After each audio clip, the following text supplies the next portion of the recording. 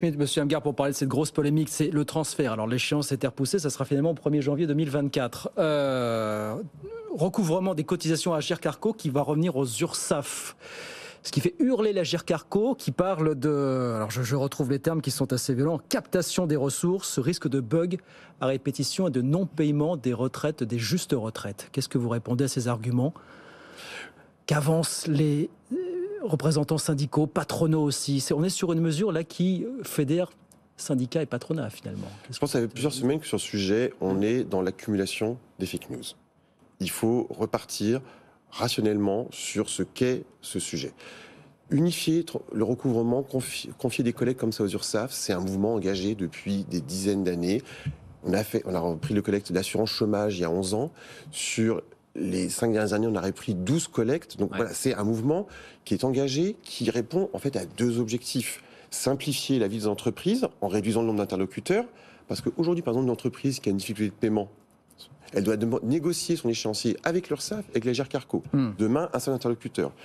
L'autre objectif, c'est des gains pour les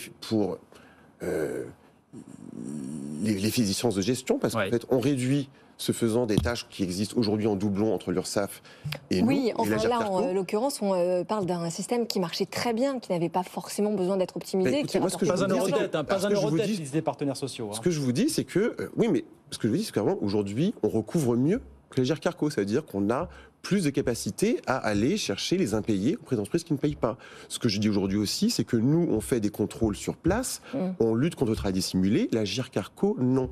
Et donc, un des objectifs de la réforme, c'est de faire bénéficier les régimes Agirc Arrco et les droits des salariés aussi de cet apport de la collecte URSSAF. Vous avez bien compris le reproche, la crainte majeure des partenaires sociaux, c'est vont-ils toucher à la cagnotte 87 milliards de recettes par an et quelques 60 milliards d'euros de réserves. Écoutez, c'est ça la grande crainte. Des dizaines là aussi de collectes qu'on a reprises, il n'y a pas eu de situation où on a repris, on a détourner, comme j'ai entendu le dire, les ressources ou les réserves. De toute façon, c'est très simple, les réserves de l'Agirc Arrco, je n'y aurais pas accès. Moi, je ne serais que ce qui transmet l'argent depuis l'entreprise et on reverse immédiatement à l'Agirc Arrco.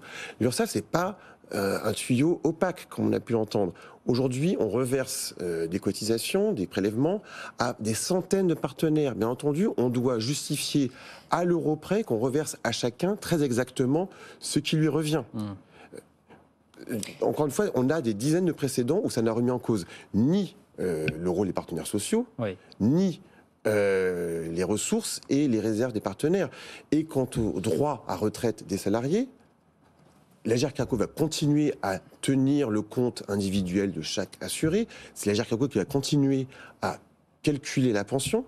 L'Agirc Arrco va continuer à contrôler les données nécessaires pour la retraite. Donc ce soir... Et l'URSSAF va surtout apporter aussi aux droits des salariés les bénéfices de ses propres contrôles.